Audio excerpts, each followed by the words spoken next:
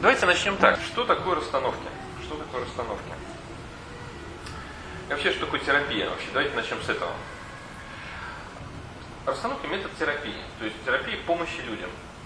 А что такое терапия? Терапия – это способ сделать жизнь человека более адаптивной. То есть, где бы он ни был, в какой бы среде, на работе, в семье, в обществе, он будет более успешен, более удовлетворен, более радостен. Что еще? Гармоничен.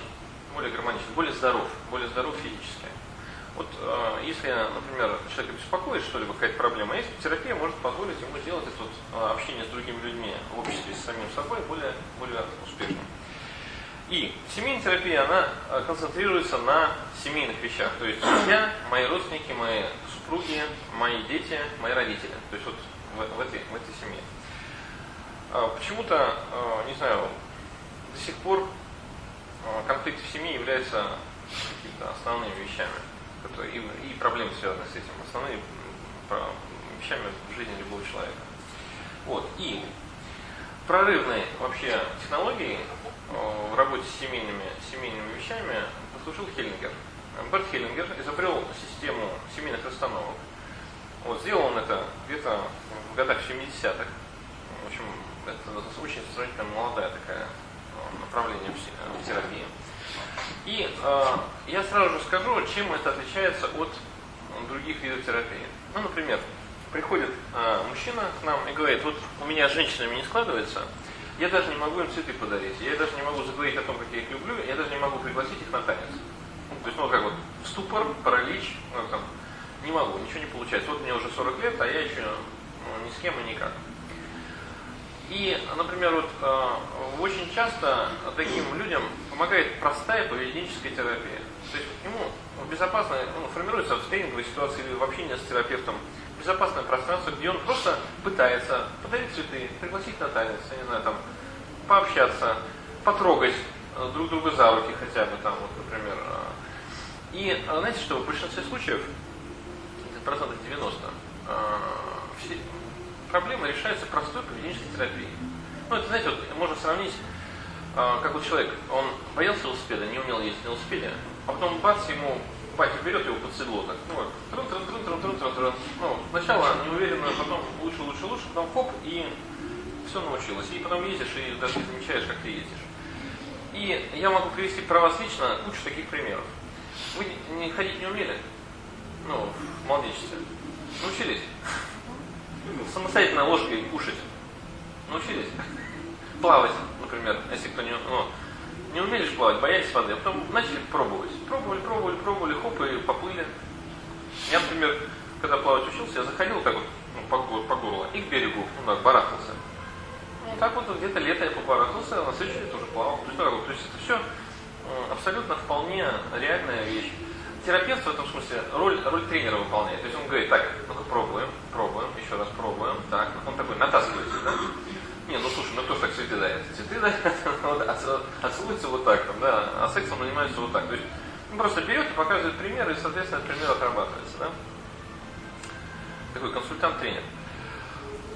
Расстановки – это метод для тех, кому поведенческая терапия недостаточно эффективна. То есть, например, человек уже 1000 раз пригласил женщину на танец, а его до сих пор плющит.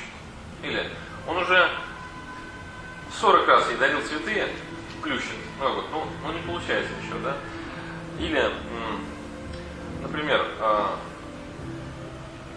с одной женой поженился, проблема, пьет она его, да? Он с ней разошелся, выпил другую жену, и та начала его бить. Он с ней разошелся, и так далее. Или, например, женская такая проблема. Я, говорит, вышла замуж за трезвого человека, начал со мной пить. Я бросила его, ушла к другому, другой был трезвый, со мной начал опять пить. Что во мне не так, говорит женщина, да, то есть что это такое?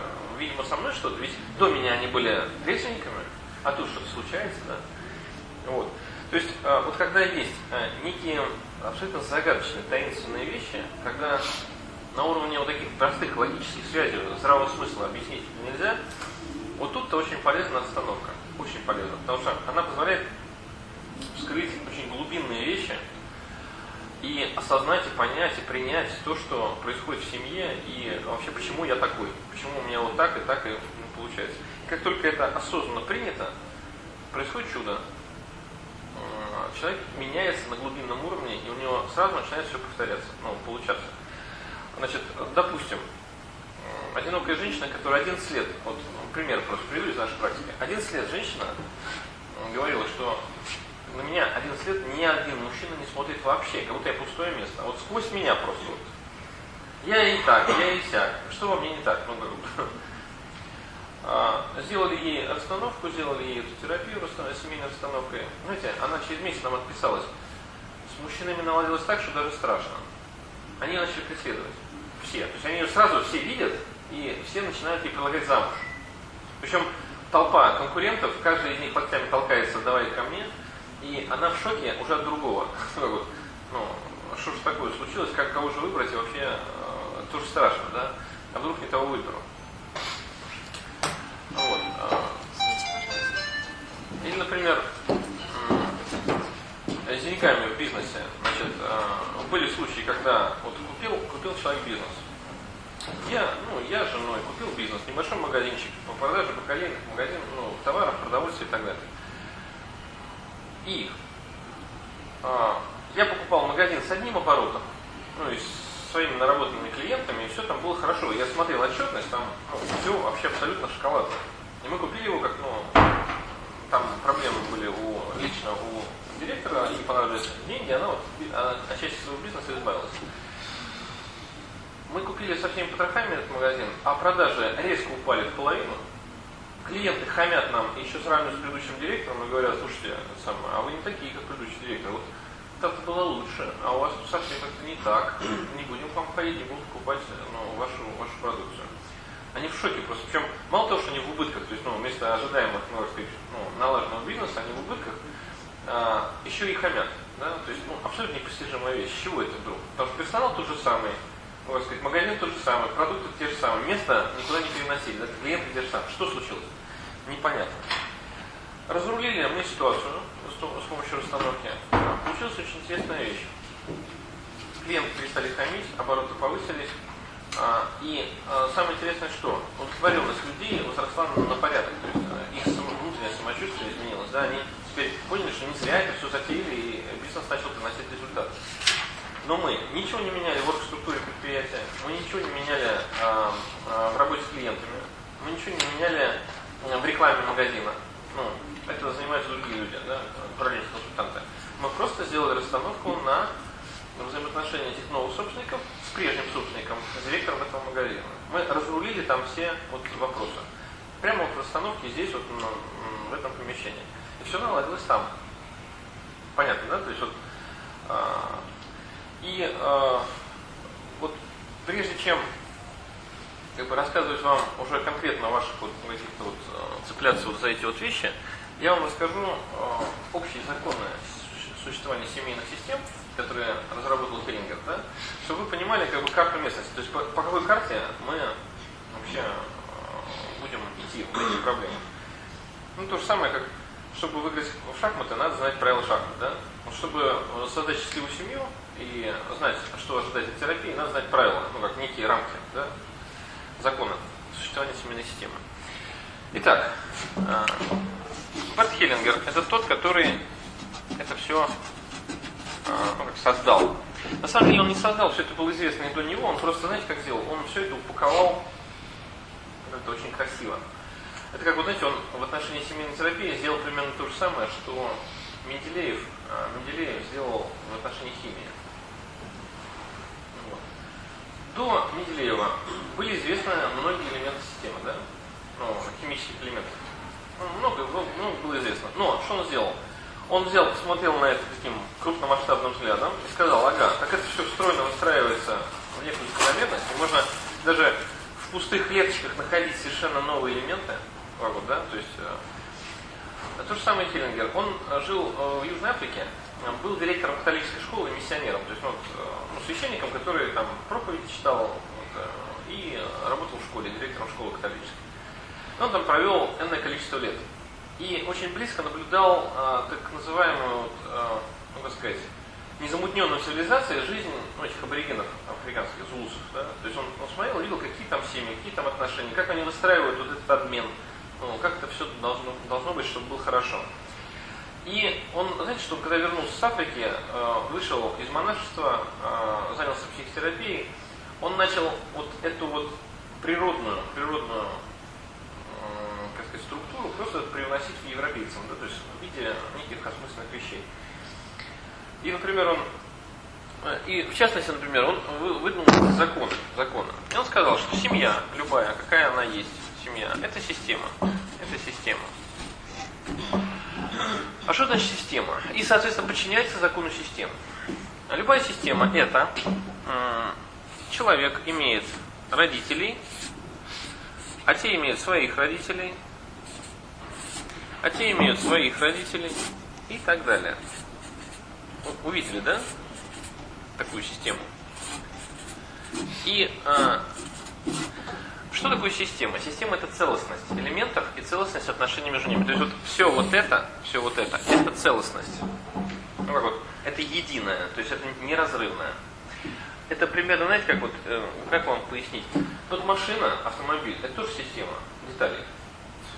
Двигатель, что там, колеса, кузов, управление, ключ зажигания, да, там. Вот не будь одно из этих элементов, машина уже будет как-то не так хороша. Например, колесо вывернет, да, эта машина, она не поедет. Ключ зажигания, вроде бы мелочь, да, вытащи, а работы не будет, да. Аккумулятор вытащи, не будет двигаться, да. То есть в этом плане то же самое в семье. Семья – это некая целостность, которая имеет свои законы существования и развития. Причем направление движения какое в семье? Как она развивается? От прошлого в будущее, да? То есть она как бы жизнь должна продолжаться, да, в детях наших. Да? Вот. И Хеллингер, наблюдая за всем этим, выдвинул законы существования вот этого всего. Первый закон – это закон принадлежности.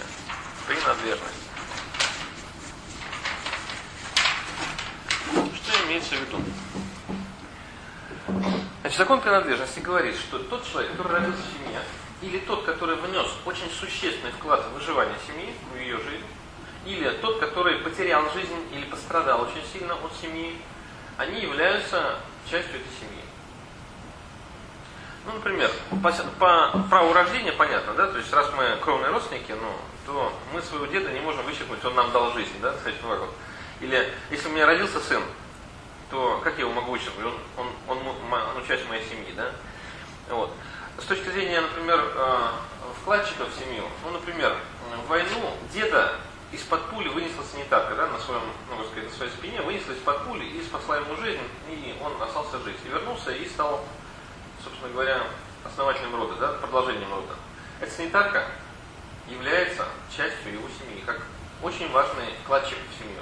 Не будь ее, на том месте, возможно, семьи бы не было. Да?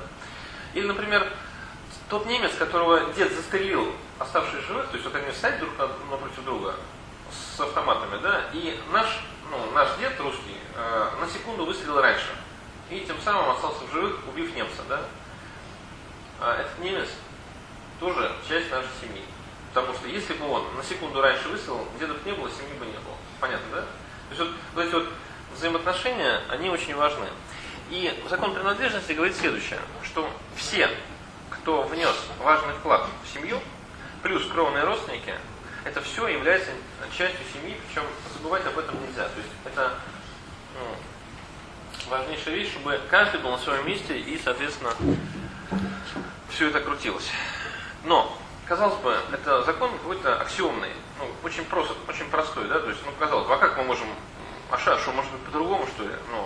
Что, разве кого-то мы забываем или выкидываем из семьи? Как бывает по-другому? Так оно и есть, да?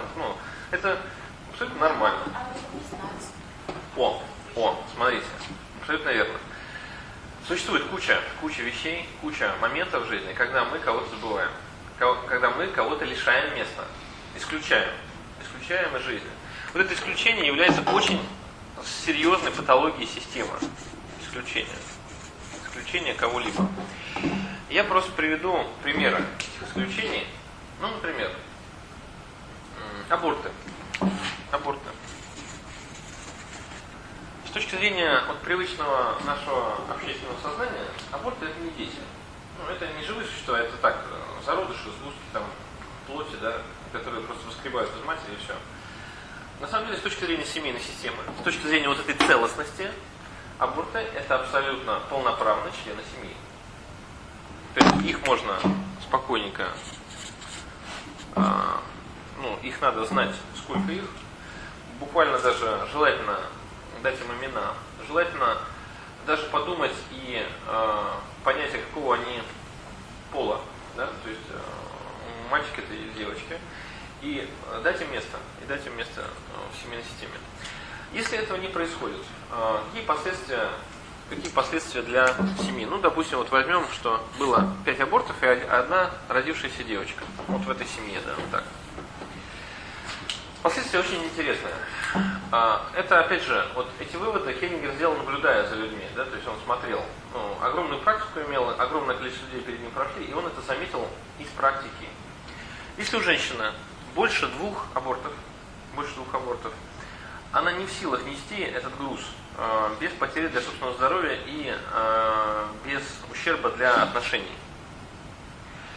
То есть получается так, что если много абортов, женщина скорбит по своим детям, она же их убила, фактически, да, и она скорбит по ним, и ей ни до чего, то есть она не может быть эффективна в жизни как профессионал, она не может быть полноценной женщиной для своего мужчины, она не может быть полноценной матерью для своих детей. То есть она как живет как на кладбище.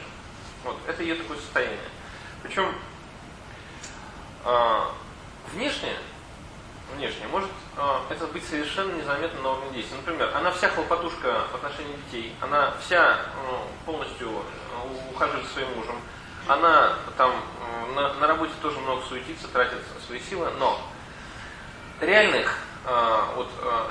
ее детям не хватает матери, ее мужу не хватает жены, и так далее. Вот не происходит такого реального энергообмена, потому что она всю свою энергию вкладывает в тех детей, которые не родились, в эту скорбь, в которой это происходит. Для мужа какие последствия этой ситуации? Муж, выходя замуж за женщину, очень сильно рассчитывает, что он живой мужчина, а она живая женщина. И, соответственно, между ними может быть живой энергообмен, который будет счастьем. В виде секса, в виде отношений, в виде тепла душевного и так далее. А после нескольких абортов женщина становится для него убийцей его собственных детей. Причем он об этом даже может не осознавать, но это так происходит. То есть он в глубине души он начинает сильно-сильно ее в этом упрекать. Даже если он ее волок в больницу, даже если он оплачивал эти аборты, у него куча к ней претензий. Ты не просто женщина, ты убийца моих детей. Статус меняется, понятно, да? И вторая вещь. Он не может ее получить как женщину, потому что она вся в трауре, и она для него уже как бы не совсем живая. Он говорит, мне нужна живая женщина, давай с тобой взаимодействовать, любить друг друга, сексом заниматься. Она даже если и что-то делает на внешнем уровне, на поведенческом, то реального тепла нет. Она не с ним, она на кладбище. Понятно, да? У мужчины, угадайте, какая тенденция в этот момент происходит? Скорее всего, это с одним из детей. Сбежать из отношений. Очень часто он просто не выдерживает и ищет себе любовницу, которая живая, которая дает ему живую женскую энергию, то есть с которой он может обмениваться, да? Вот. Которая иногда даже замещает, эта любовница замещает этих детей. То есть особенно это в зрелом возрасте, да? То есть почему говорят седина в бороду без ребро, да? Потому что к этому возрасту накапливается количество абортов такое, что уже невозможно нести, надо уже вспоминать каким-то таким способом. Вот выбирают в любовнице или во вторые жены или в третьи девочек возраста детей. То есть буквально в смысле слова. Да. Вот. Дальше, для ребенка такая ситуация тоже не совсем хороша. Я это заметил, знаете где? В пионерских лагерях, когда ребята играют, например, в пионербол, с мячиком, или в васикалы, или еще что-нибудь, неважно. И шум, крики, радость, полные штаны, все нормально. И тут к ним подъезжает или подходит инвалид ребенок, который в этом же лагере с ними, можно сказать, присутствует. Ну, колясочник, или церебральник, или, ну, как сказать, или заика, или, ну, я не знаю, неважно, или с одним глазом.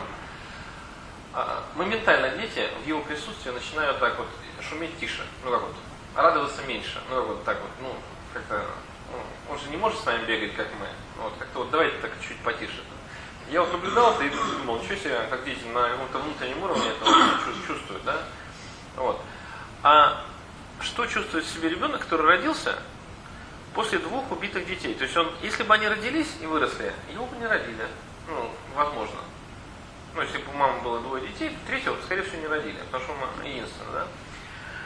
И у него, знаете, на глубинном, бессознательном уровне, опять же, он не отдает себе отчет в этом. Это очень неосознанно происходит. Он говорит себе так: я не имею права жить. Вот они не живут, и я тоже не имею права жить, потому что я как бы в долг живу вместо них. И знаете, что происходит с такими детьми? Очень часто. Имея образование, ресурсы, деньги, связи, не знаю, таланты, они просто не разрешают себе успеха. Вот я не имею права на успех, я не имею права зарабатывать большие деньги, я не имею права на счастливую семейную жизнь, ведь они умерли, а я живу. Ой, как-то вот, как-то, я вот тоже буду помнить, тоже о них скорбить и не разрешу себе счастья никакого. Понятно, да? Да. Скажите, а если ребенок не знает о том, что до него какие-то были аборты? Вот в том-то и загвоздка, что он об этом не знает, а бессознательная память, то есть память крови, клеточная память, она все знает. И это сколько... Можно об этом не думать, можно на этом не зацикливаться, а все равно внутри это откладывается. Человек вообще может, он, например, он свято верит, что у матери ни одного аборта не было. И узнать об этом 40 лет или 50. Но все эти годы он будет помнить этих детей, ну, своих братьев и сестер. Причем это глубинная, очень бессознательная, на клеточном уровне, буквально память. Да? Вот, поэтому способ решения этой проблемы надо просто либо работать провести самому ребенку, вспомнить своих братьев и сестер, всех, да, либо матери, как правило, либо отцу. То есть, и работа здесь проводится такая: мы вас видим, мы вас помним, вы часть нашей семьи, мы вас уважаем, как, ну, и уважаем вашу судьбу, вы не родились, да, а я родился. Вот. Но я, уважая вашу судьбу, буду жить счастливо и буду помнить вас с хорошими делами, успехами, можно сказать, и кучей там вещей.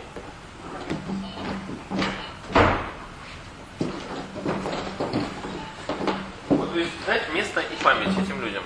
Причем иногда, знаете как, иногда помимо расстановочной работы, иногда куча таких процессуальных вещей, терапевтических применяется там, ну, например, в квартире повесить какую-нибудь картинку, где по числу этих детей цветы, например, или подсолнухи, или там какие-то оленята, да, там, ну, не знаю, то есть, ну, котята.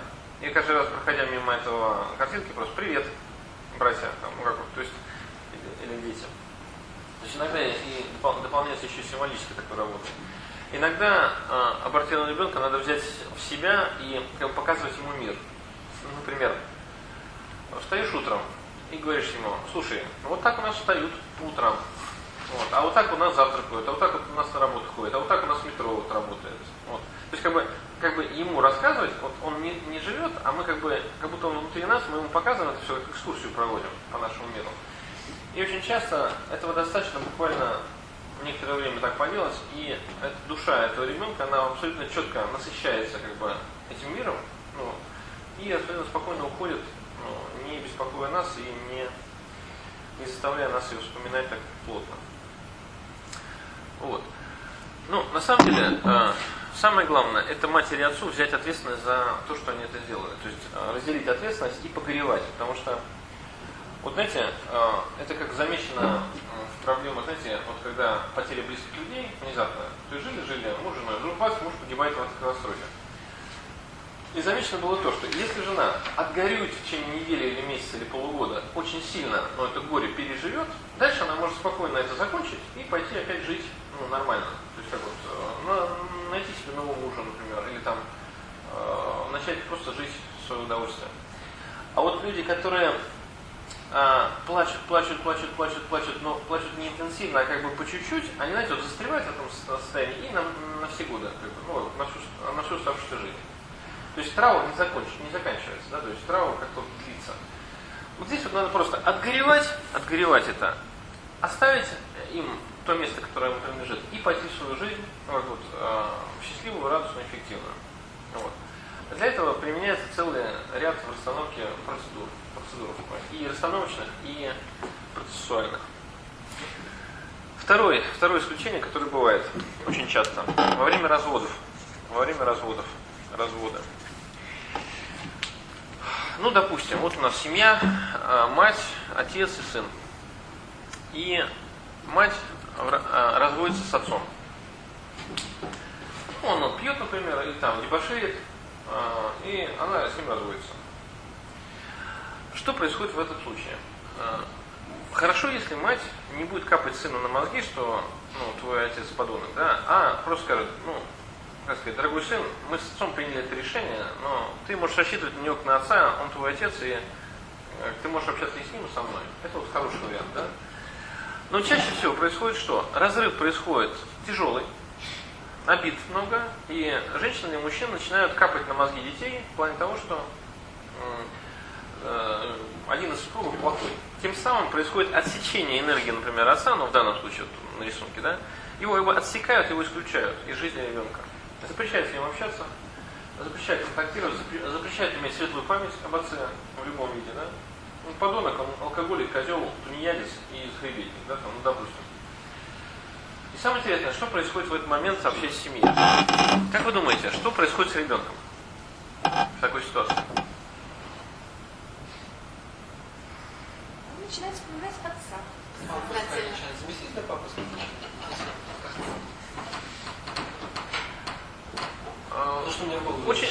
Очень часто, да, он ищет себе авторитета любого, вместо отца, любого мужчину, который может его привлечь в качестве образца. И, возможно, выбирает подворотню, компанию, и так далее, там, со всякими неадекватными вещами. Самая главная системная такая вещь, так как здесь исключенное место, здесь никого нет, ребенок начинает замещать этого исключенного человека своей судьбой. Например, если отец пил, то и ребенок начинает пить. Отец имел суицид, и ребенок начинает суицид там, и так далее. То есть он начинает повторять судьбу своего отца, да, исключенного. Второе. Он начинает мстить матери за то, что мать лишила его отца. Причем тоже бессознательный уровень. То есть он не понимает, почему он злится на мать. И внешне он мать любит, и мать его любит, да. Но в каких-то серьезных вещах начинается месть, да. И что еще здесь? Лишенный одной из энергий, либо мужской, либо женской, ребенок теряет способность быть эффективным. Потому что женская энергия – это энергия такой базовой стабильности, спокойствия, заземленности. То есть я в этом мире, я имею право жить в этом мире, да? Я имею право быть достойным членом этого общества, да? и Земли.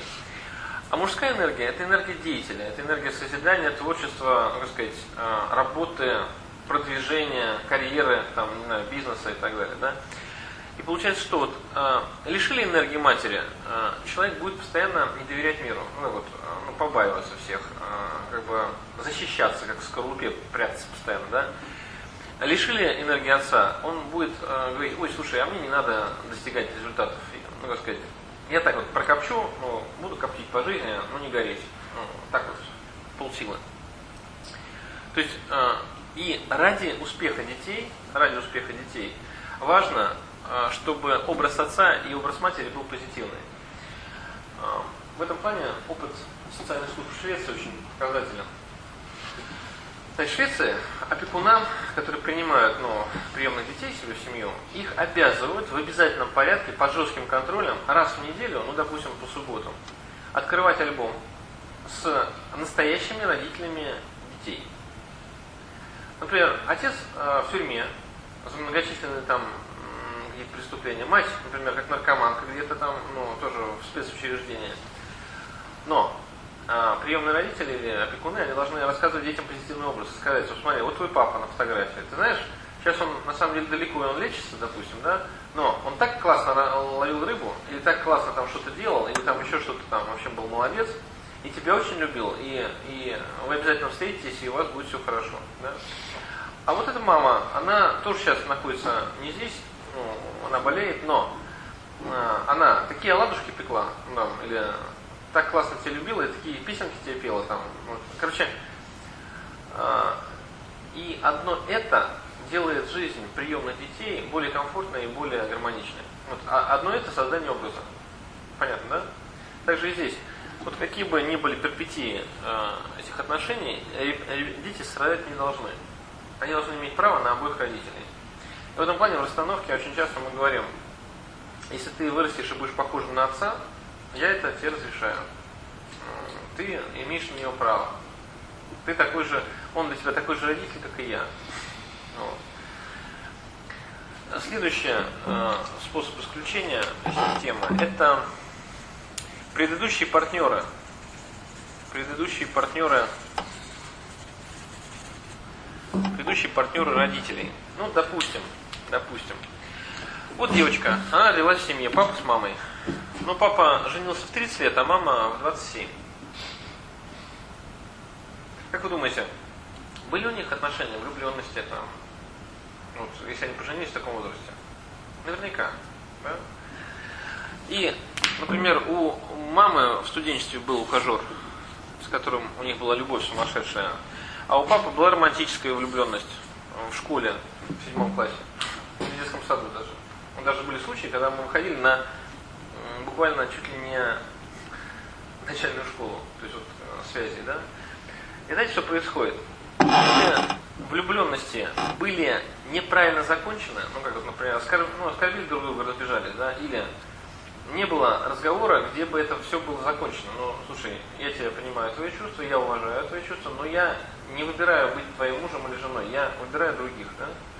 Вот если такого вот не было вот расставлено все на свои места, и люди как-то пострадали, то есть их чувства были обмануты, либо им не объяснили, почему их не выбрали, да, то есть вот у них осталась вот эта вот обида жесткая, да, или любовь до сих пор, вот, что тоже важно, да, то получается что? В отношениях не папа с мамой участвуют, в спальне, в постели лежат, лежит весь табор всех предыдущих связей.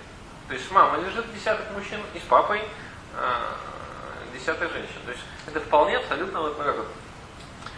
И здесь какие могут быть последствия? Ну, для ребенка понятно, да? Ребенок начинает повторять судьбу этих брошенных, либо этого, либо этого. То есть, ну, это как уж ляжет карта, да? И, соответственно, например, если эта женщина осталась одинокой, ну, после того, как до сих пор любит отца, да, и до сих пор никого не нашла в себя, ну, партнера, то дочка может тоже очень долгое время не найти себе партнера. Просто повторяя судьбу. Понятно, да? То же самое и с мальчиком. Для отца, что может быть в качестве последствий, и женщины, для отца и матери, у них последствия могут быть такие. Они в отношениях друг на друга не смотрят. Ну вот, вроде бы да, мы встали по утру, ну, яичницу приготовили, завтрак накрыли, но друг на друга они не смотрят, друг другом не интересуются, и этот другой, вот этот вот рядом с ним находящийся, он вот вечно не дотягивает до той красоты, которая у нас была вот с этим Васькой, Пашкой, или там Машей, или Катей, Светой. Понятно, да? То есть идет постоянно какое-то сравнение, причем сравнение не в пользу этой реальной бытовухи, которая у нас есть вот с реальным супругом, а вот там так было волшебно, так шоколадно, так вот, ну вот. И причем, опять же, я скажу так, это все процессы абсолютно бессознательные. То есть на внешнем уровне упреков может быть не быть. Ну как вот если бы я за Сашку вышла замуж, а вот я вышла за тебя, вот ты теперь виноват в моей крови, ну, я всю жизнь на тебя положила, да, или как? Ты мне всю жизнь испортил, молодость пропала, да? Это, если это вслух говорится, это может быть еще и хорошо. Но на самом деле, в большинстве случаев, это абсолютно забыто. Вот просто, вот, можно сказать, человек не понимает, почему у него с родной женой ничего не складывается, или с родным мужем, да? Чем я тебе не хорош, чем ты мне не хороша, да? То есть, оказывается, они в их постели лежат все их предыдущие связи. И здесь, опять же, решение тоже достаточно простое. Если это выявилось, надо просто закончить предыдущие отношения. В расстановке надо подойти к этому человеку и сказать: дорогой мой, вот все, что было, или дорогая моя, все, что было у нас с тобой, это было очень красиво. Это было очень, очень классно. Я тебе очень благодарна за то, что у нас с тобой было. Но сейчас я замужем за другим, ну или женат на другом, да, и я отпускаю тебя в твою жизнь, ты можешь жениться и делать все, что хочешь, а я ухожу в свою жизнь. Ну, я с благодарностью и любовью мы как бы разделяемся.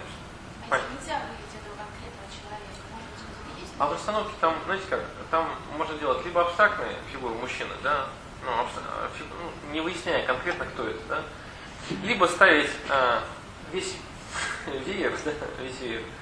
И буквально вы сразу почувствуете, кому из вас, ну, вот, например, знаете, как делается? Ты побудь Васей, ты побудь Петей, ты Сережа, ты Миша, ты там Юрий. А ты побудь мной. И тянет меня абсолютно конкретный человек, вот он, самое сильное. И зачастую тянет к нескольким, а к нескольким не тянет. То есть есть вот из всего спектра отношений, есть завершенные отношения, которые не влияют, а есть, которые влияют. И степень вот этого влияния, знаете, чем можно измерить? Характером эмоций, которые были в момент разрыва. То есть были ли закапсулированы эмоции обиды, ярости, злости, предательства, не знаю. То есть вот если это было, то скорее всего это может влиять. Если разошлись хорошо, друг другу объяснив все, расставив все по полочкам, скорее всего это будет меньше влиять. Вот. Но опять же, в расстановке это все очень наглядно, видно и хорошо. Итак, надо дать предыдущим партнерам место и вступить в свои отношения. Понятно, да? Вот. Дальше. Еще есть способ исключения, тоже очень-очень в нашей семье. Репрессии. Что значит репрессии? Помните, да? Воронок черный подъезжал к подъезду, забирали мужа и говорили: так, семья, отрекайтесь от своего мужа, иначе всех гулаги знаем. Знакома такая ситуация? Помните? Ну, знаете? И знаете, что происходило? На самом деле, вот эти вот репрессированные, да? Репрессированные. Ведь доходило до абсурда. Например, вот мой дед, он в 41 году пропал без вести прямо на границе, вот, под Брестом где-то. Ну, сразу, вот, в первый же месяц войны он там сгинул, да. Так, над его женой, над моей бабушкой, издевались так. Ну что, твой-то, наверное, в Бразилии уже прохлаждается на пляже-то. Сбежал, небось, там, с передовой, там, ну как вот. Понятно, да? То есть, вот, в этом смысле там еще, сказать, вот гибели военные там и так далее, там все не так просто вот, было. И репрессировано, знаете, вот, все не так просто. Ведь близкие, иногда замучены этой пропагандой и всей советской этой властью, да, у них крыша ехала по поводу того, все-таки, за что посадили, а кто виноват, а что делать, а может действительно наш, проворовался или там, или шпион английский, да. То есть там целая куча была чувств очень жестких, очень неприятных. И если кого-то вот таким образом забыли, его потомок вспоминает его судьбу, причем жестко вспоминает. Это называется переплетение. То есть вот он берет и, допустим, приведу пример из нашей практики. Парень живет, получает на карманные деньги в день 500 рублей. То есть, казалось бы, неплохие карманные деньги в день. Жить можно, да? Знаете, что он делает? Он по карманам шарит у одноклассников, мелочь тырит. Стали смотреть. В расстановке оказалось, что он вспоминает своего прадеда, который сгинул в ГУЛАГе. Причем сгинул не просто так. Он после раскулачивания, когда из семьи вынесли все зерно, которое было в доме, и голод грозил, этот прадед, он бегал на полях, собирал колоски с полей. Он соберет мешок, домой принесет, этим жили. И в один из таких моментов его просто поймали, и в ГУЛАГ, как контрреволюционера-то, и запихнули. И вот своим воровством таким символическим, это символическая такая память, да, он вспоминал вот то воровство, которое спасло жизнь всем, да. Он вспоминал деда, он давал такую память. Причем вы видите, что это вспоминание, оно носит такой патологический характер, то есть не всегда адекватный, да, то есть это можно очень легко снять. Надо сказать, дорогой мой прадед, я тебя вижу, я тебя знаю, я тебя уважаю, твою судьбу. И что бы о тебе ни говорили, кем бы тебя ни считали, я считаю тебя достойным своим дедом, ты самый лучший, я твой потомок, и я буду всегда гордиться тобой, что ты мой дед или прадед, да? То есть вот дать ему место, память, гордость за него и уважение как человек, который, несмотря ни на что, передал жизнь дальше. Обычный человек присваивает роль, например, вот Наташа, побудь моим дедом, да? И я подхожу к Наташе как к своему деду и разговариваю с ним. Это в расстановке. Да, в расстановке. Потом еще с этим... И самое интересное, что там происходит очень важная вещь. Это, когда мы присваиваем роль человеку, это настолько глубоко погружает его в некое состояние, что там и слезы, и плач, и мурашки, и все на свете. То есть реально ощущаем, что это дед, да, перед нами. Вплоть до того, что, например, если дед был без ноги, то человек может почувствовать, что у него нет ноги. Или он может даже разговаривать словами деда. То есть, не зная этого человека, ему назначили роль деда, он вошел в это состояние и начинает прямо буквально цитировать слова деда в отношении бабушки, например. Прям полностью. Это так называемое замещающее восприятие. Приезжали из Молдавии люди, у них потерялась мама. Я жила в деревне, вышла из дома и не нашли ее.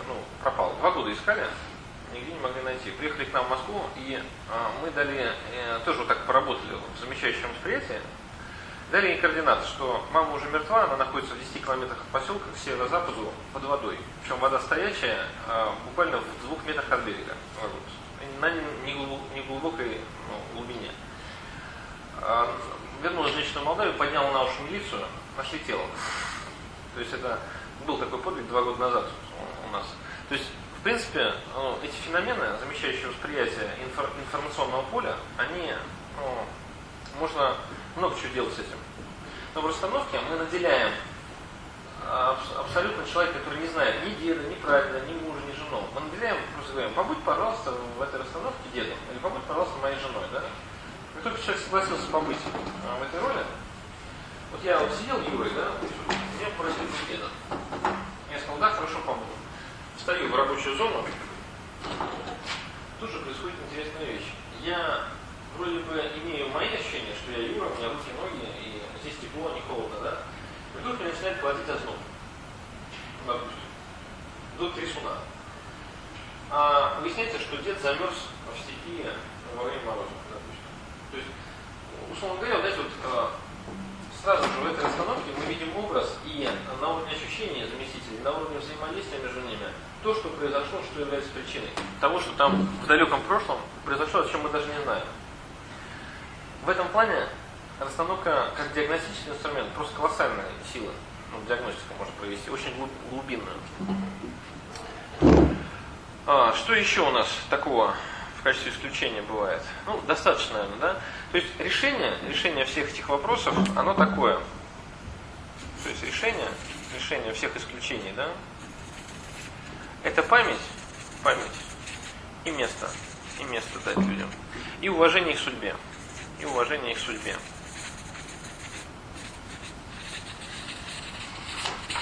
Вот как только мы это сделали, причем на глубинном уровне, на уровне души, на уровне таких подсознательных процессов, иногда бывает так, что все уже исправляется, исцеляется, и состояние нормализуется уже прямо здесь в расстановке. Бывает такое. То есть люди пришли сюда в жуткой депрессии, а уходят как на крыльях. Бывает такие случаи очень быстро.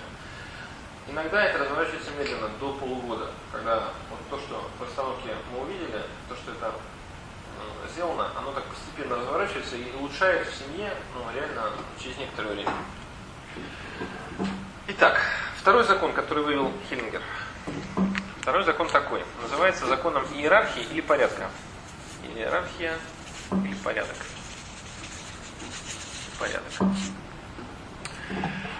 Подразумевается здесь очень простая вещь. Если прадед дал жизнь деду, дед дал жизнь отцу, отец дал жизнь сыну, и так далее. Это очень похоже, как жизнь, как через чаши фонтана она переливается из прошлого в будущее.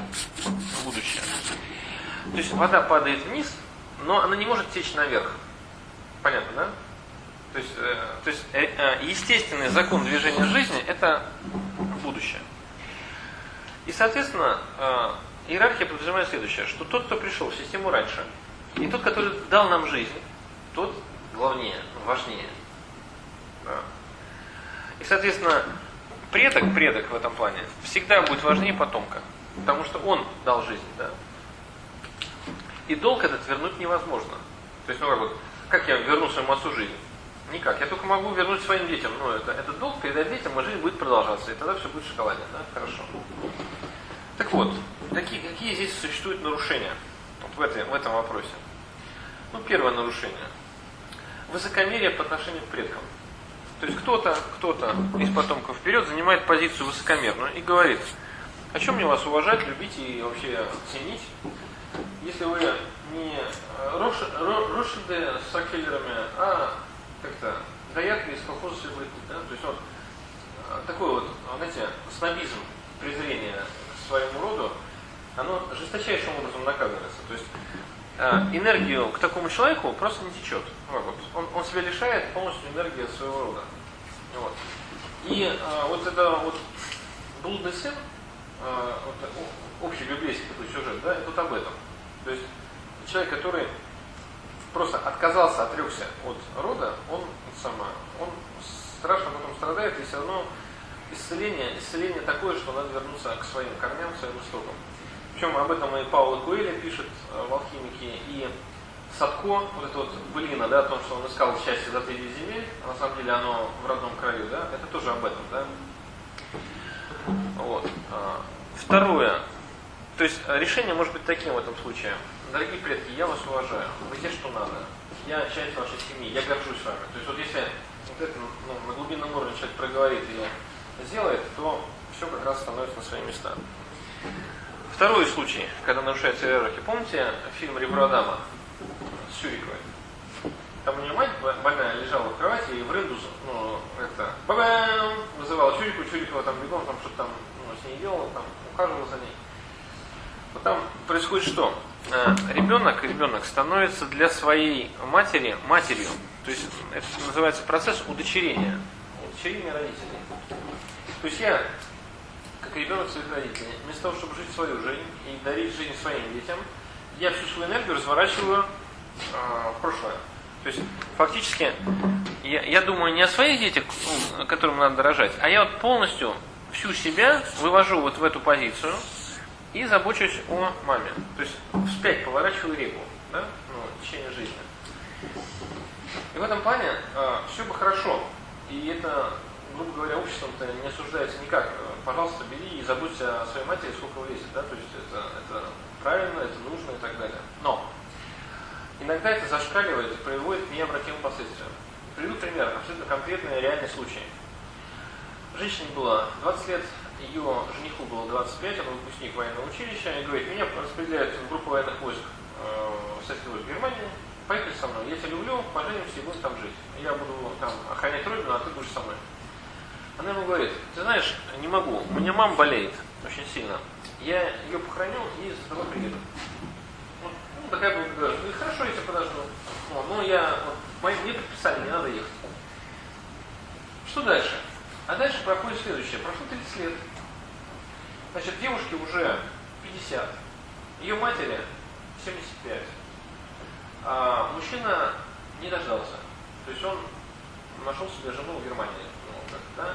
И у этой женщины уже нет возможности иметь детей. То есть 50 лет все, она уже перешла в возраст деторождения. Да? И у нее продолжение рода в семье не произошло. То есть род пресекся, остановился. Как вы думаете, хорошо или плохо? Ну или вообще это правильно или неправильно? Это соответствует природе жизни или не соответствует? Вот. А она просто посвятила себя матери. То есть такая, с одной стороны, это такое святое поведение, да, то есть как отказать матери в помощи, да? Вот. И здесь весь вопрос, знаете, как если брать такой системный характер, вся система заинтересована, по большому счету, только в одном, чтобы жизнь продолжалась дальше. Чтобы потомки были счастливы, живы, и жизнь продолжалась. И все, что мешает этому, это негативная вещь, да? И в этом плане энергии, которые даются нам жизнью, это на нас, на самих, на нашу жизнь, на нашу работу, профессию, на наших супругов, на наших детей, да? Вот. И на наших родителей тоже. Ну, если надо ухаживать, нам тоже дают эту энергию. Но самое главное что? Не всю энергию вбухивать в прошлое. Да? То есть не всю энергию разворачивать вспять. А только сколько можно без вреда для себя, для своего будущего. То есть можно помогать родителям, но не уграбляя себя, не пресекая свой род. Да? И в этом плане здесь решение может быть таким. Дорогая мама, очень жаль, но я не могу быть тебе матерью. Я только твоя дочь. Это мое место. Я только твоя дочь. Ты можешь рассчитывать на меня, как на свою дочь. И как дочь я тебе помогу. Но не в ущерб моим детям. Не в ущерб моей жизни. Понятно? Вот как вот, ну, расстановка приоритетов. То есть будущее это главный приоритет в этом плане. И таким образом мы помогаем родителям ровно столько, сколько мы можем, но не вредя себе, своему здоровью и своему будущему. Еще интересный момент, который часто бывает. Называется символический брак со своим... Ну, допустим, вот она женщина, а вот он ее муж. И, допустим, случилось такое, что у женщины много абортов было. Она по ним тоскует, вся горюет, и она вся с ними. Она вся с ними, здесь внимание ее, она на кладбище живет. Да. Муж, естественно, в таких ситуациях, он хочет живой женщины, у него есть очень хорошая тенденция пойти на сторону, найти себе любовницу, либо развестись. Что делать в этом случае дочь? Очень часто, если в семье есть дочь. Она говорит: папа, слушай, не уходи, я буду для тебя вместо мамы. Вот, я буду тебе все делать, что тебе надо. Я буду тебя любить, с тобой ухаживать, тебя хвалить, я не знаю, внимание тебе уделять, радоваться, когда ты приходишь с работы вместо мамы. Я буду, можно сказать, лучше нее.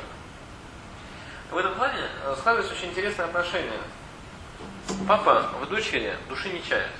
Ну, это очень близкие отношения, очень товарищеские, там, не знаю, он ее на рыбалку, там, не знаю, в гараж, она, как правило, водит машину, там, не знаю, с детства как бы много в ней всего. Полное счастье. Мать в дочери видит соперницу и начинает ее притеснять, как это, знаете, вот, как мачеха в Золушке, помните, да? То есть всякие претензии, придирки и так далее, да? Мужчина счастлив, у него куча тепла и любви к дочери, он не уходит из семьи, то есть остается, да? Вот. Но эта ситуация, она не очень хороша. Угадайте, чем? Две стороны страдают, и мать, и дочь, и... Мать страдает от брошенности, да, то есть ей никто не сочувствует, а дочь? А дочь потом не найдется никого, потому что... А дочь, смотрите, у дочери в таком случае, в случае символического брака с отцом, знаете, что получается? Получается, что ни один молодой человек не может сравниться с отцом. Ну, папа, он, как, не знаю, эталон. Ну, он настолько сильный, он настолько добрый, он настолько щедрый, он настолько такой правильный, что ни один парень, просто шансов нет. И девушка приходит к нам на консультации, на расстановке и говорит: я что-то одна слишком не работаю. Я что-то уже сколько лет, а почему у меня нет постоянных партнеров? Они, максимум месяц выдерживают, а потом сбегают. Причем как черт отладно от меня. То есть, вот. А оказывается, что девушка-то занята, и шансов у ни одного мужчины нет. Хоть он будет золотой, серебряный и так далее. Иногда даже если что-то налаживается там у этой женщины, то она выбирает себе партнера вдвое старше себя кого-нибудь, олицетворение папа, да, то есть, и так далее. Вот. Поэтому здесь роль очень легко разрулить проблему, просто сказать в расстановке, тоже глубоко на уровне души: дорогой папа, очень жаль, но я не могу быть тебе женой. Мама, как жена, тебе лучше. Я только твоя дочь. Вот. А иногда, знаете, дети бывают настолько упорные, что в расстановке приходится отцу говорить ей: доченька, ты мне только дочь, а я тебе только отец. Мама, как жена, мне лучше. Вот. Но у тебя нет шансов, да, заменить мне мать. Вот. И все разруливается, дочка занимает свое место дочери, получает энергию от обоих родителей и тут же находится становится заметной для лиц противоположного пола. Ее начинают замечать. Да? Потому что она свободна, и она насыщена энергией. Из этой роли, она на самом деле не может получать энергию отца и матери. Понятно, да? Она вышла с ними на один уровень. К ней вода не будет течь. Да? Здесь, знаете, самое интересное что? Все это делается ребенком из большой любви к родителям. То есть это его проявление любви такое. И он в этом святой. То есть он в этом, страдая, как сказать, то, что он страдает от одиночества, что у него нет своего жениха, да?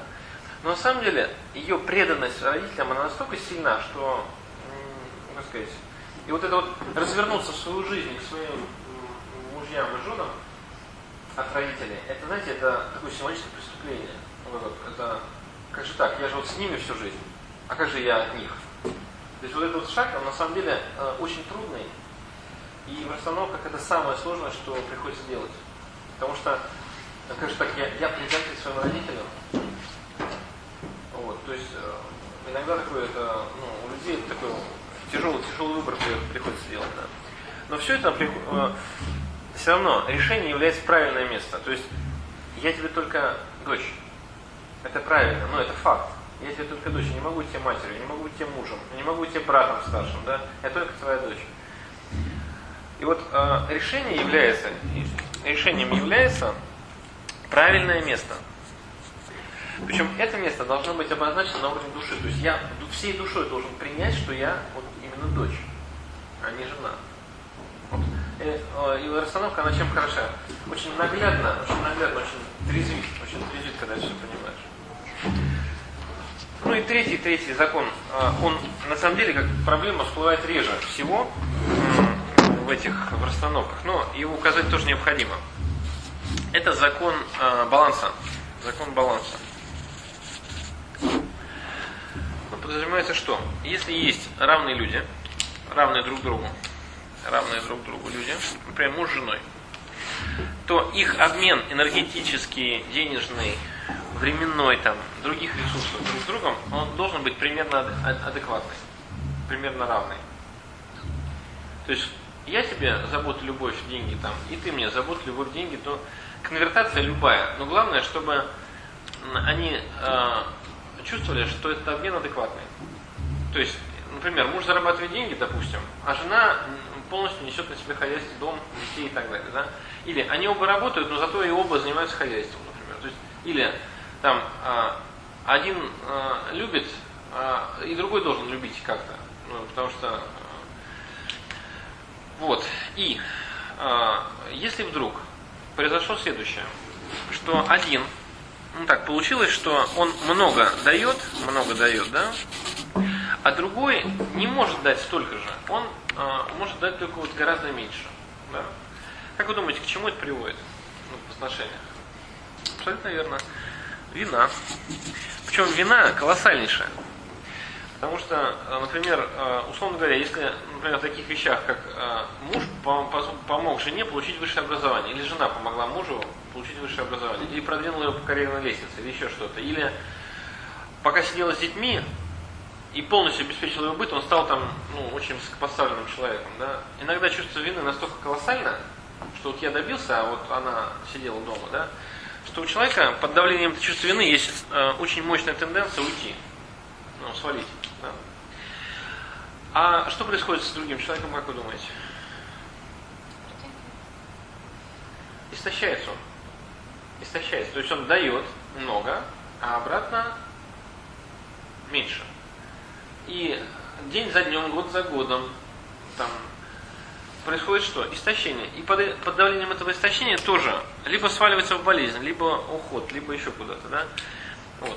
Поэтому здесь самое интересное, что если такое в расстановке или вообще в жизни ощущается, решением является выровнять, восстановить баланс, выровнять ситуацию. Причем это выравнивание надо сделать и в хорошем, и в плохом. Например, если я тебе хорошее дал, то будь добр, и мне тоже хорошего тоже сделай. Причем в таких развивающихся отношениях, знаете, что происходит? Я тебе дал на 10, ты мне дал на 12. Я чувствую себя должным, я даю тебе на 15. Теперь ты чувствуешь себя должным, ты даешь мне на 20. я чувствую себя должен дойти на 25. То есть трафик постепенно расширяется, да, так вот, и отношения развиваются, и до самой старости люди друг друга просто на руках носят, боготворят, и любовь просто колоссально струится. Да. В негативе обмен тоже должен происходить. Например, если ты мне на 100 баллов дал какого-то зла, мне что-то пресек, если я тебя просто прощу, возьму и скажу, да ничего, бывает, прощаю тебя. Произойдет, что подавление чувства вины, что я такая святая, а он такой, так сказать, поросенок, да, а муж уйдет в этом случае, или жена. Так вот, надо обязательно символически выровнять, то есть надо обязательно, если он мне 100 единиц зла какого-то нанес, я должен ему хотя бы 20 или 30 или 50, но тоже как-то, возместить как-то это. Тогда у него будет шанс вернуться в отношения. То есть у него будет шанс опять продолжить. И в этом плане, знаете, на уровне такой вот, чтобы вам понятно было. Представьте себе, реальный случай. Жена узнает, что муж ей 3 раза изменил. С разными женщинами. Вот они пришли и все рассказали ей. Вот она столкнулась с этой ситуацией. Это яркий, негативный, как сказать, оскорбление, это очень, очень негативная вещь. Это самое. И если все оставить как есть, простить его, просто взять и не разбираться с ним, не разговаривать, не обсуждать, не предъявлять претензии, не требовать компенсации, то под давлением ситуации, нанесший вину, то есть тот, который чувствует вину в этой ситуации, да, он уйдет. А чтобы спасти отношения, этой женщине надо что-то сделать такое, чтобы у мужика зачесалось буквально, то есть чтобы он почувствовал, насколько это больно, это дело, да. Например, она может изменить ему, или флиртануть на его глазах с другим мужчиной, или завести переписку на глазах у него, то есть, грубо говоря, причем это месть, это как балансировка, она может происходить в реальности, а может быть символической. Например, если женщина просто найдет время, поставит его перед собой и скажет: дорогой мой, вот то, что ты со мной делаешь, это меня устраивать не может. Поэтому будь добр, компенсируй мне это, так, чтобы я тебя простила, смогла простить. А как компенсировать? Она может предъявить ему счет в каратном бриллиантовом, как сказать, конвертации, или в другой, или в третий. Там это уже как договорятся. Да? Но главное, что он должен почувствовать, что это ему с рук не сошло, а что ему придется попотеть, попыхтеть и на карачках поползать, чтобы это компенсировать. Вот если это произойдет, тогда у них есть шанс опять восстановить отношения. То есть зло уравновешено, да? Унижение уравновешено. Если унижение не уравновешено, то очень большой шанс, что отношения распадутся. Да? Такой жесткий пример, но бывает так, да? Еще очень забавная вещь.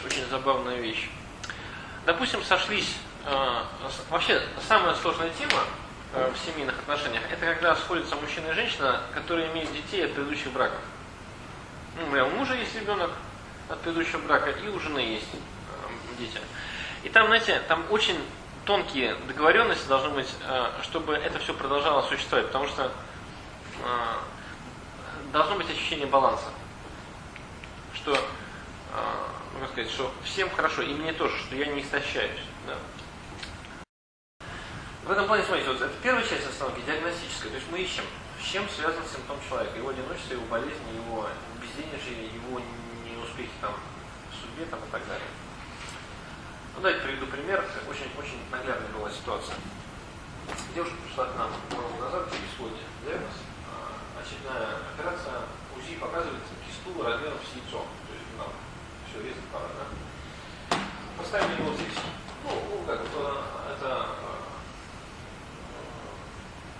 Это все символически, то есть я просто пространство рисую. Ставим симптом, бесплодие. Симптом этот, причем я был этим симптомом, в установке. И меня вот так вот хлоп, и отвело по женской линии на уровень прабабушки. Сюда, вот так. Причем не просто отвело, а меня вот так вот, знаете, вот так вот нагнуло. И я вот так вот смотрел на что-то вот здесь такое страшное. Меня, знаете, вот чувства, которые меня охватили, это, знаете, это было бессилие, катастрофическая. Это была ярость безумная, и это была боль. Вот аж заклинило в душе. То есть вот меня просто, знаете, вот это чувство только, знаете, можно с чем сравнить. Когда видишь погибшего ребенка, ну, ты не смог его спасти, и вот у тебя вот так вот все прям клокочет. Я спрашиваю эту женщину, вот смотрите, на уровне прадедушек, прабабушек по женской линии, что там у вас было, рассказывайте. Она говорит, у меня прабабушка, гвардейская летчица, бомбила эти немецкие города. Когда она об этом сказала, вот у меня, знаете, вот мурашки у меня по всему телу просто пронизали, и я понял, что я вижу своих погибших родственников.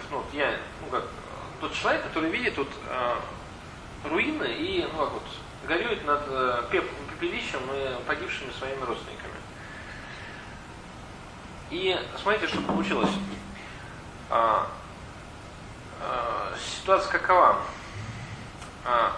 Прабабушка убивала немцев, да, во время войны. Немцы, которые выживали, они посылали проклятие, да, то есть, чтобы вам так, вот мы без детей теперь, так чтобы вам мы тоже без детей, да, условно говоря, да, это... И это проклятие дошло и неслось, потомкам. И вы знаете, что произошло в качестве исцеления? В качестве исцеления она стала на свое место заместителя. Она пошла сюда, к этим жертвам. И очень долго смотрела и чувствовала эту боль. То есть вот она просто, на уровне души чувствовала боль этих родителей и боль погибших. И когда она все это поняла, со всей глубиной, она смогла сказать, я уважаю вашу судьбу, была война, можно сказать, вы убивали наших, мы убивали ваших. В смерти и убийцы и жертвы все равны, потому что уже это давно было. То есть и прабабушка моя уже умерла, и вы тоже умерли. И война была, вы на нас напали, а мы защищались. И в любом случае я это признаю как цену за мою жизнь.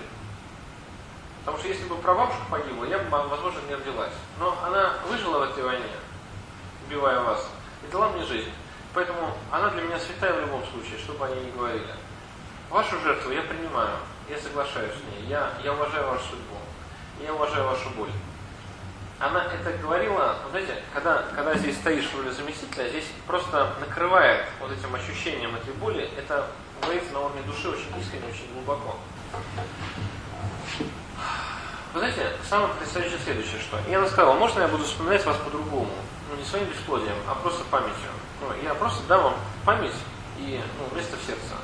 Вы всегда как та цена, которую я плачу за свою жизнь. И она с большим уважением вернулась к себе, причем особо даже не заметила особых ощущений, менее ощущений в теле. То есть чего-то такого, грубо говоря, вот для самой клиентки больших изменений в теле не произошло. Она мало что почувствовала. Но вот я, который стоял здесь как за этих за родственников погибших жертв, когда мне крючило и плющило, меня так вот распрямило, знаете, вот так вот, абсолютно спокойно. Я встал, выпрямился, и просто такое, знаете, ощущение спокойствия и какого-то внутреннего достоинства. Да, я несу горе, но это мое горе. Вот. И я как-то так вот, с меня так как будто листья осыпались, и я стал спокоен. Вы знаете, интересная вещь. Через где-то пару месяцев она нам отзвонилась и сказала, что операцию отменили. Очередной УЗИ показало, что кисты нет. То есть все рассосалось. То есть она сумела, то есть остановка фактически это что? Это шанс проработать ситуацию. Но проработать ее должен сам человек. То есть он должен все увидеть, это все вместить в себя, признать это и отпустить. То есть это все должно происходить на уровне души, на уровне внутренней работы психологической. Да? И какие бывают результаты расстановок? Одним из результатов расстановки является то, что всем становится хорошо. Например, жертвам хорошо, родственникам хорошо, самой девушке хорошо, бабушке гвардейской летчице стало хорошо. Всем стало благостно, все на своем месте. И мы тогда говорим, все, заканчиваем, всем хорошо. Второй результат, который бывает, когда сгустилась здесь энергия, что аж всех вот так вот, колотит. А решения ничего не видно. Непонятно, где, собственно говоря, куда копать. Напряжения много, энергии много, а вот последнего шага человек сам сделать не может в своей душе. Да? То есть он вот даже ему говорят, скажи ты им, что ты уважаешь это, что ты принимаешь это. Он говорит, не могу. Вот он стоит, несет головой и говорит, не могу. Когда мы просто паркуем расстановку, говорим, так, стоп, все. Возьмите с собой этот образ, и у тебя дома этот образ раскроется и пойдет в ту сторону, куда тебе нужно. То есть самоисцеление произойдет уже не здесь, а в другом месте, дома, например, или по дороге и так далее. Иногда бывает так, очень важная еще вещь в расстановке, что то, что нам показывают в расстановке, это, как сказать, подарок семейной системы. То есть то, что уже настрадалось достаточно, она показывает и дает исцелить. А есть вещи, которые семейная система просто не показывает. То есть хоть ты что сделай, хоть ты спрашивай, хоть не спрашивай, она не покажет. В этом плане, если что-то и показала, то надо за это благодарить, знаете, такое, с благоговением относиться, с уважением, с благодарностью. Спасибо за то, что ты показала там, что есть. Да? И иногда, знаете, что если система не показывает, знаете, в чем это выражается? Клиент делает запрос, ставим расстановку, а в расстановке нет энергии вообще. Вот устали люди, а ничего не происходит. Вообще. Я стою как, и ничего не чувствую. Другой стоит, тоже говорит, ничего не чувствую. Начинается зевота. И ничего не происходит. Вот это знак того, что либо запрос сделан несерьезно у человека, не актуален, его мучают совершенно другие вопросы. Либо информация, которую он может получить из расстановки, слишком для него опасна, то есть его может разрушить, и ему это просто не показывается. Понятно? И в этом плане мы говорим, надо парковать расстановку, останавливать ее, и либо менять запрос, либо что-то другое делать, но вот по этому запросу работа не идет. Да, то есть не скрывается ничего. Такое бывает. Очень редко, но бывает. Возможно, вообще не найти причин. Допустим, вот эта девушка, которая не могла забеременеть, допустим, она сирота, и она не знает, кто у ребенка. Смотрите, здесь очень забавная вещь. Если человек знает историю своих предков, это очень хорошо. То есть это можно, как сказать, быстрее понять, что тут происходит. Да? Если он вообще ничего не знает, например, дальше пятого поколения, многие из наших вообще ничего не знают. Дальше пятого поколения. Вообще. А у нас иногда работа идет и на седьмом поколении, и на 13-м поколении. То есть далеко уходим. Это очень похоже, знаете, на что? Как телевизор работает или радио. Вот информация о семье – это волны, радиоволны, да? А человек, который, это радиоприемник, который просто эти сигналы транслирует. Он не становится сутью этих волн, он не становится волнами. Тут надо разделять. Не происходит отождествление, происходит просто трансляция информации. Это называется замещающее восприятие. Я просто воспринимаю частично. Мое я остается моим я, а его я. Но просто он через меня начинает транслировать некую информацию. Эта информация через ощущения, через слова, через действия, она показывается для клиента, то есть ради которого это расстановка. Я деда, вот личность деда, который умер, который жил давно, оно существует.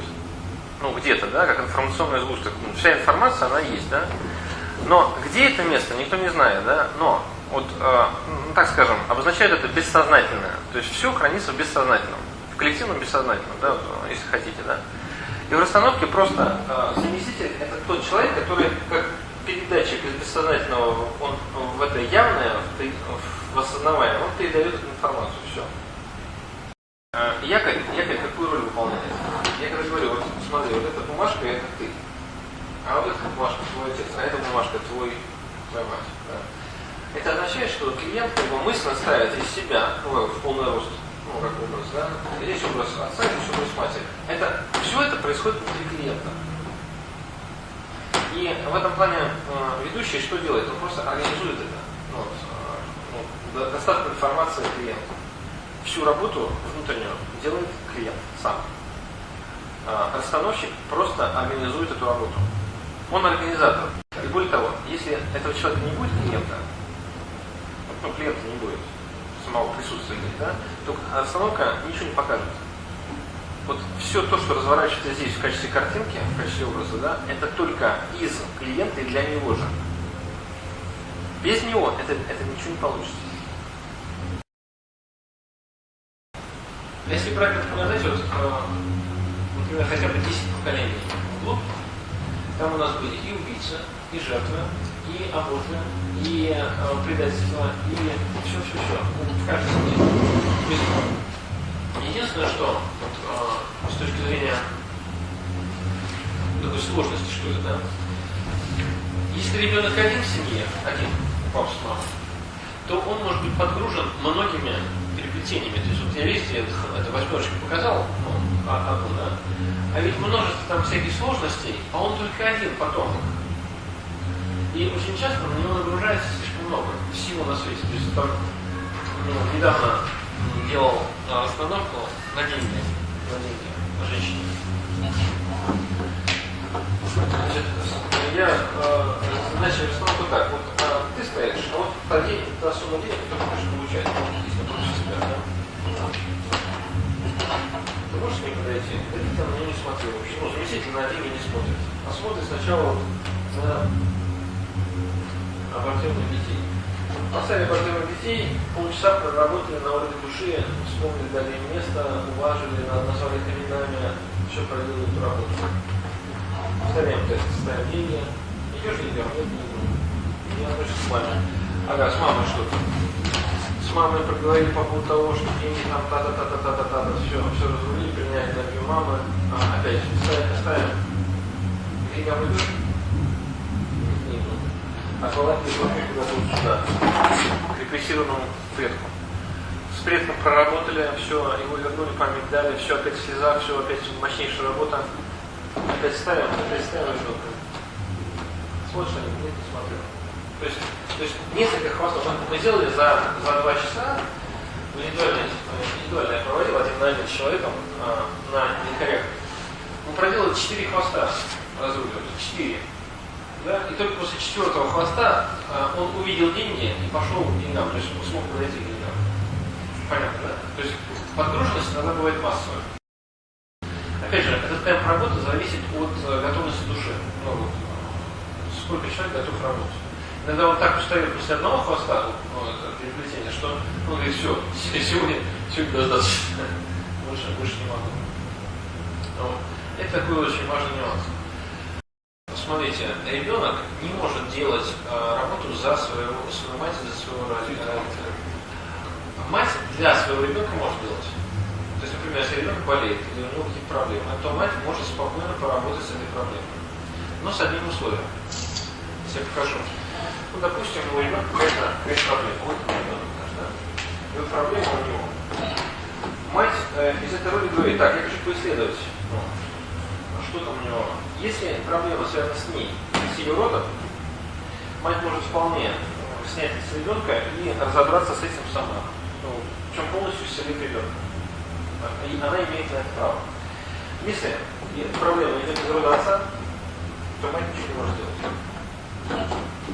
Ничего, потому что надо переводить отца и работать с его родом. Точно так же, кого-то из вас интересовал бизнес, да? Точно так же можно расстановку использовать для анализа ситуации в коллективе, с клиентами, с деньгами. То есть точно так же, то есть в зависимости от контекста.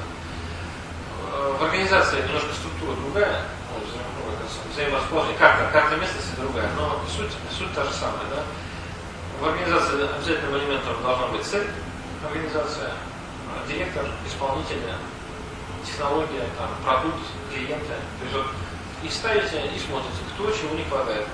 Не хватает качества продукта, или не хватает технологии продвижения, или вообще цели не видно, или человек занимает чужое место. Ну, там тоже все очень-очень хорошо видно и хорошо это разруливается. Вот. Например, в одной из моих клиентов я их давно уже пасу, сколько сделал, 2002 года с ними работаю. Они меня приглашают для обучения разных подразделений, холдинг там, и магазин, типографии, рестораны и все на свете там, разные бизнесы. И вот пригласил генеральный собственник, пригласил меня поисследовать ситуацию на типографии. Он говорит, люди разбегаются, обороты падают, что-то там. Причем люди уходят не просто так, забирают клиентов, то есть, а конкурентные фирмы организуют. Что сделано? Ставим на расстановку, ставим собственника, ставим директора типографии, ставим исполнителей ключевых подразделениям, ставим цель. И что самое интересное, что на цель не смотрит никто вообще. Ну, на цель на бизнес прибыль, да, то есть никто не смотрит. Собственнику хорошо, а директор вообще так загнулся, смотрит перед собой куда-то. А весь его коллектив в виде начальника подразделения смотрит ему в рот. Ну, не на цель, а ему в рот лично смотрит, да? Вот. И моя рекомендация была в этом случае такая. Слушайте, вот у вас нет цели вообще, ну, она не поставлена. Все лично преданы ему и лично смотрят ему в рот. Все. То есть, ну, а он ни до чего ему, он в чем-то своем. Оказалось, знаете что? Оказалось, что у него фактически этот человек болит раком. Ну, директор типографии. И ему, вот знаете, вот как, у него, что значит рак? Рак это болезнь уныния, да, то есть он уже себе отмерил конец. Он сказал, он уже пожил, квартиры детям сделал, образование дал, внукам квартиры обеспечил, образование дал, а что еще делать? Вот. А его подчиненные, как бы они не смотрели ему в рот, ну, давай, ну, задание-то показывают, да, они ничего не могут добиться, и, соответственно, работа не идет, да. Вот. И бизнес стоит. Ну. И более того, если туда придет какой-то инициативный человек, какой-то, ну, заряженный на действие, да, его просто оттуда вышибают, ну, потому что попадает в болото абсолютно, да. Вот. И моя рекомендация была собственнику, либо вы меняете, ну, директора полностью, да, и ставите задачу людям полноправно, либо у вас все будет дальше сгинаться. Расстановщик это не шаман, который, знаете, вот как волшебная палочка здесь, ну, колдует, и, соответственно, дальше все меняется. Да? Ни в коем случае. Всю работу делает сам клиент в своей душе, меняя восприятие ситуации, меняя отношение к разным людям, соглашаясь помнить их, там, уважать их судьбу там, и так далее. Если это все, эта работа произвелась на должном уровне, на уровне души, работа произведена, все, значит, дальше меняется все сильнее, ну, в реальности. Да? Причем иногда буквально в считанные дни. Если работа не произведена внутри, да хоть какая здесь красота будет, ну, вот, сделана, ничего не произойдет, изменений не будет в жизни.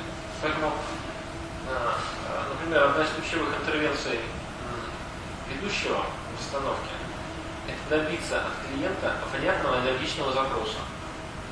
Вот, например, такие запросы, вот мне любопытно посмотреть, как там вот у меня там, вот это не принимается. Запрос должен быть очень актуальным. То есть вот, если я сейчас не посмотрю, я не знаю, что я буду делать. То есть у меня должно быть это бурлить, кипеть, но я должен очень сильно хотеть это исправить в своей жизни, от одиночества уйти, денег заработать, там еще что-то. То есть я должен этого хотеть. Вот, иногда ведущий провоцирует клиента, чтобы он доказал, что он хочет. То есть, чтобы это вот из него так забурлило, пошло. И есть такой метод скрытая расстановка. Я хочу посмотреть кое-что, говорит клиент ведущему. Ведущий говорит, это для вас важно? Клиент говорит, очень важно. Но это настолько конфиденциальная тема, что я не то что в группе, я даже вам расскажу. Ну о чем речь? Тогда он просто берет и говорит, так, вот это один элемент А это другой элемент Б. Побудьте, пожалуйста, элементом Б, побудьте, пожалуйста, элементом А. И смотрим. И работаем с ними как абсолютно абстрактными, безымянными людьми. Да? Вот. Посмотрите, дорогой клиент. Вот А смотрит на Б, а Б на А не смотрит. Вот что для вас это говорит? Это соответствует вашему, можно сказать, тому, что вы загадывали. Вот. Единственное, что такие вот скрытые расстановки, так называемые, лучше всего проводить после того, как клиент уже имеет опыт обычных. Он уже насмотрелся, что может происходить, кто как себя чувствует, чтобы для него не было это загадкой. Да? Вот. И когда у него этот опыт есть, он и скрытую расстановку абсолютно хорошо читает. Сам клиент и соответственно, ведущий может ему что-то сказать, он поймет, что ему сказал ведущий. Сходу я не рекомендовал бы делать сразу скрытую. Когда можно прийти? Давайте так. Значит, в этом помещении расстановки проходят каждый понедельник с 7 вечера до 22-23 часов. Да? Группа, как правило, человек 10-15. Из них 4, 5, 6 расстановок за вечер можно успеть сделать. В среднем, если брать статистику, на одну расстановку уходит 45 минут. То есть средняя температура по больнице. Ну, например, максимум, который случался, это 2,5 часа, минимум 15 минут. В зависимости от запроса. Ну вот у меня в среднем получается даже так 40-45, это вот такая достаточно глубокая работа с одним хвостом. Расстановки в индивидуальном порядке идут дольше, потому что ведущему приходится бегать по ролям, по нескольким, да. Как правило, идет часа полтора-два, работаются. Единственное, что родственников ставить в расстановку, знаете как, желательно, знаете, в каком смысле, они не совсем независимые, да, то есть вот, они ангажированы, да, то есть они находятся внутри ситуации. Они как рыба в аквариуме, они не понимают, что живут в воде, да, что им мокро, потому что они в гуще ситуации. Когда независимый человек, вот в чем прелесть независимости? Я совершенно ничего не знаю про эту семью, я становлюсь на роль отца и начинаю выдавать информацию. А если я знаю отца, я становлюсь и начинаю выдавать не замещающее восприятие, а из своей памяти. И, соответственно, из своего ракурса, своих оценок. Это искажает ситуацию. Поэтому лучше. Но знаете, что поддержка родственников нужна. Например, посоветоваться там, наверное, то есть это вполне. То есть, смотрите, у нас форма работы какая? Группа приходит как? Человек 10 это гости, которые хотят быть просто заместителями и хотят учиться этому методу, или просто вот осваивают его, да, как бы. А есть клиенты, которые проводят свою расстановку. Причем некоторые люди, они свои проблемы осознают, будучи просто заместителями, свою расстановку не заставляя, они на примере других людей начинают понимать, что происходит у них. Такие осознания, инсайты такие очень важные происходят. И они говорят, слушайте, я сегодня проехал со зайцем, то есть я свою расстановку не делал, но я все понял. Спасибо вам огромное. Да, то есть так происходит очень часто. Вот. Я бы даже вам очень рекомендовал бы сначала хотя бы пару раз прийти на группу в качестве гостя, наблюдателя, заместителя, почувствовать это все на своем уровне тела, а потом уже, когда вы поймете, как это работает, дальше вам будет понятно, дальше что спрашивать в качестве запроса, да, и как с этим работать. У нас был мужчина, он ходил 3 вечера подряд, становился, но его очень часто использовали заместителя. Он стоял и говорил, ничего не чувствую. Ничего? Как-то никак? Что-то. А на самом деле, ведущий, он по тонким вообще вещам, он очень много считывает и невербалику, и глаза, и так далее. На самом деле, он уже глазами все показал, что нужно. Ну, одними глазами. Вот.